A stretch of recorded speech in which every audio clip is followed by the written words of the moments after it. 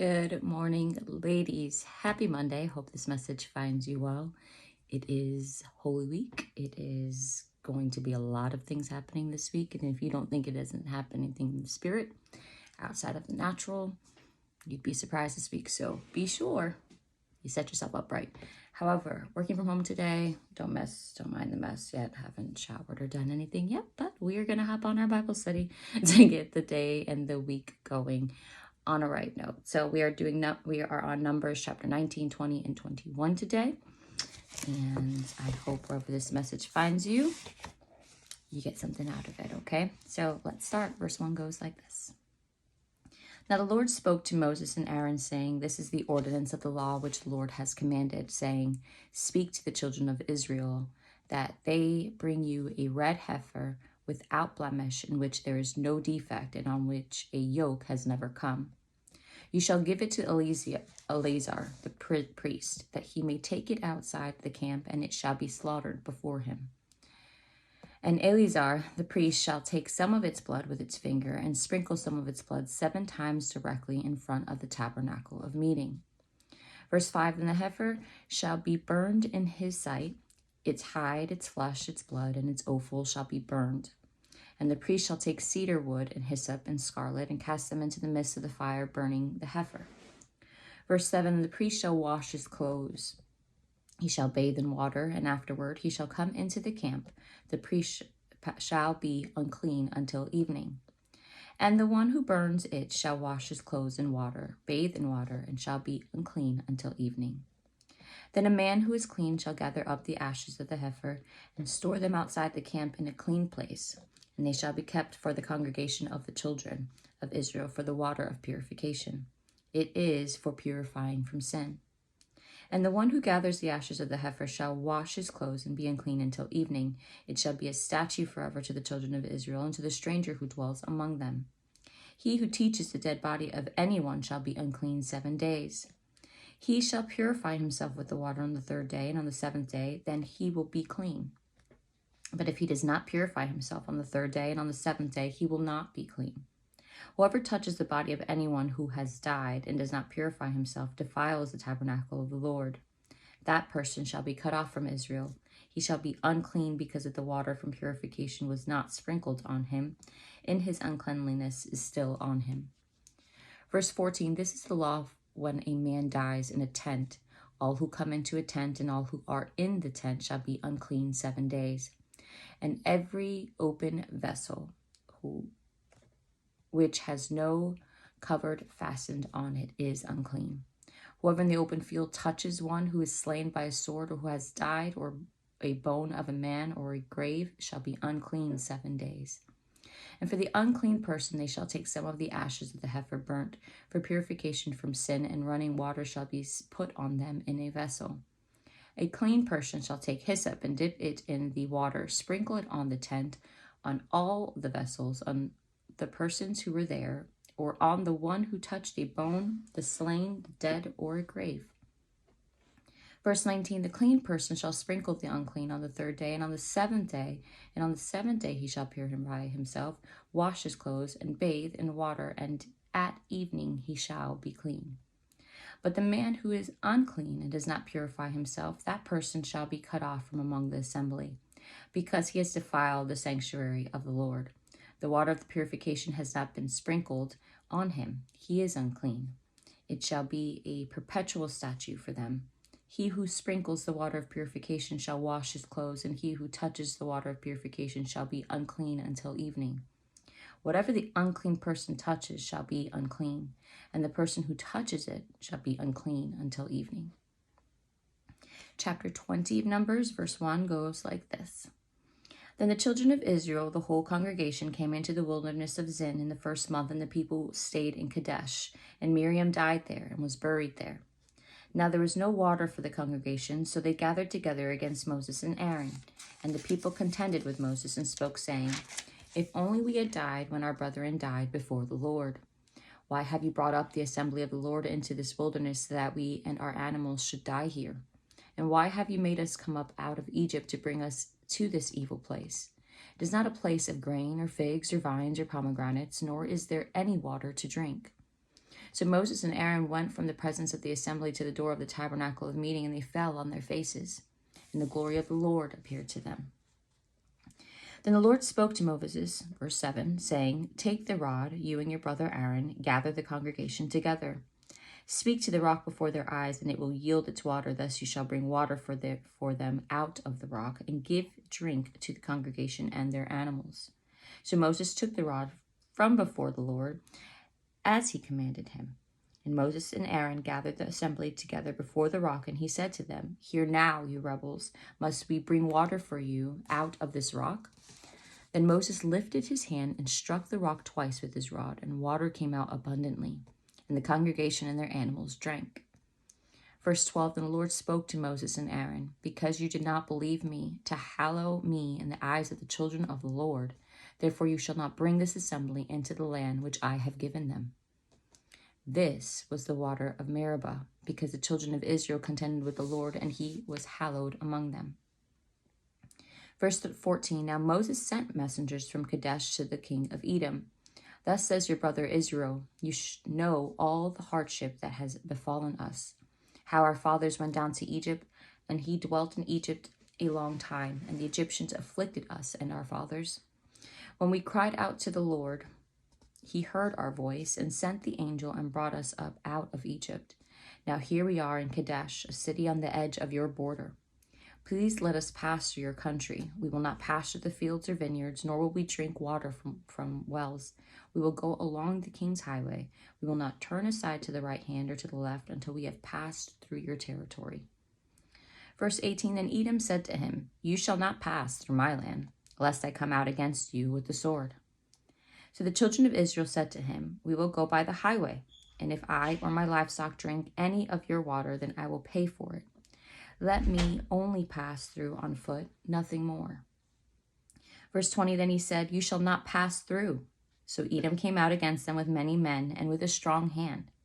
Thus Edom refused to give Israel passage through his territory. So Israel turned away from him.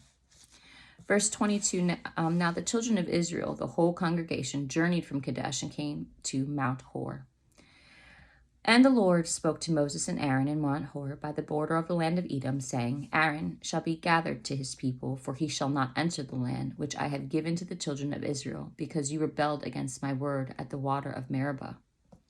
Verse 25, Take Aaron and Eleazar, his son, and bring them up to Mount Hor, and strip Aaron of his garments, and put them on Eleazar, his son. For Aaron shall be gathered to his people and die there. Verse 27, So Moses did, just as the Lord commanded, and they went up to Mount Hor in the sight of the congregation. Moses stripped Aaron of his garments and put them on Eleazar his son, and Aaron died there on the top of the mountain. Then Moses and Eleazar came down from the mountain. Now when all the congregation saw that Aaron was dead, all the house of Israel mourned for Aaron 30 days. Last chapter for this morning, Numbers chapter 21, verse 1 goes like this. The king of Arad, the Canaanite, who dwelt in the south, heard that Israel was coming on the road to Atharim. Then he fought against Israel and took some of them prisoners. So Israel made a vow to the Lord and said, "If you will indeed deliver this people into my hand, then I will utterly destroy their cities." And the Lord listened to the voice of Israel and delivered up the Canaanites, and they utterly destroyed them and their cities. So the name of the place was called Hormah. Verse 4, Then they journeyed from Mount Hor by the way of the Red Sea to go around the land of Edom. And the soul of the people became very discouraged on the way. And the people spoke against God and against Moses. "Why have you brought us up out of Egypt to die in the wilderness? For there is no food and no water, and our soul loathes this worthless bread." So the Lord sent fiery serpents among the people, and they bit the people, and many of the people of Israel died. Verse 7, Therefore the people came to Moses and said, "We have sinned, for we have spoken against the Lord and against you. Pray to the Lord that he take away the serpents from us." So Moses prayed for the people. Then the Lord said to Moses, "Make a fiery serpent and set it on a pole, and it shall be that everyone who is bitten, when he looks at it, shall live." So Moses made a bronze serpent and put it on a pole, and so it was. It was a serpent. If the serpent had bitten anyone, when he looked at the bronze serpent, he lived. Verse 10, now the children of Israel moved on and camped in Oboth. And they journeyed from Oboth and camped at Abiram in the wilderness, which is east of Moab, toward the sunrise. Verse 12, from there they moved and camped in the valley of Zered. From there they moved and camped on the other side of Arnon, which is in the wilderness that extends from the border of the Amorites, for the Arnon is the border of Moab between Moab and the Amorites. Therefore it is said in the book of the wars of the Lord, Wahab and Supa, the brooks of the Arnon, and the slope of the brooks that reaches to the dwelling of Ar, and lies on the border of Moab. Verse 16, from there they went to Beer, which is the well where the Lord said to Moses, gather the people together and give them water. Then Israel sang this song. Spring up, O well, all of you sing to it. The well the leaders sang, dug by the nation's nobles, by the lawgiver with their staves. And from the wilderness they went to Mattanah, from Mattanah to Nahaliel, from Nahaliel to Bemoth, and from Bemoth in the valley that is in the country of Moab to the top of Pisgah, which looks down on the wasteland.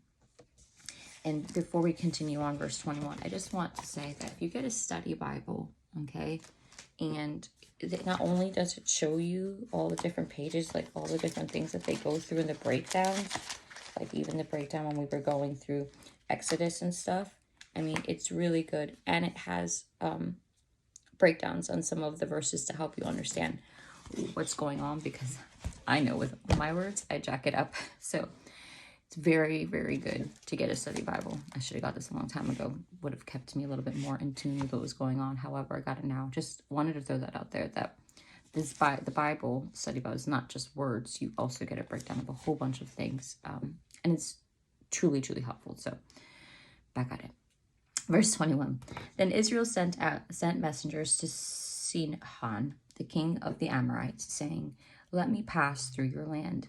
We will not turn aside into fields or vineyards. We will not drink water from the wells. We will go by the king's highway until we have passed through your territory.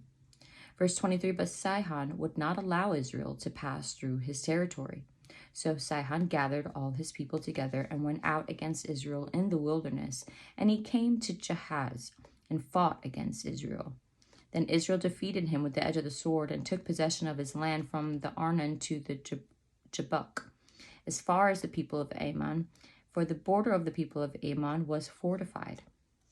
Verse 25, so Israel took all these cities, and Israel dwelt in all the cities of the Amorites in Heshbon and in all its villages. For Heshbon was the city of Sihon, king of the Amorites, who had fought against the former king of Moab, and taken all his land from his hand as far as the Arnon.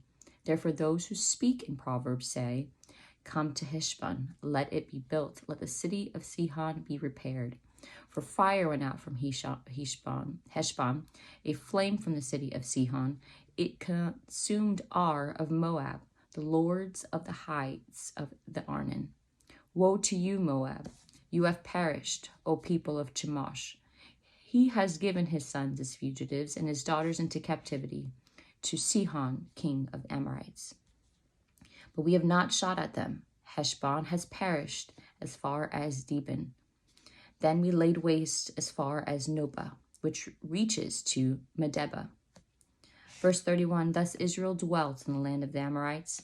Then Moses sent to spy out Jazer, and they took its villages and drove out the Amorites who were there.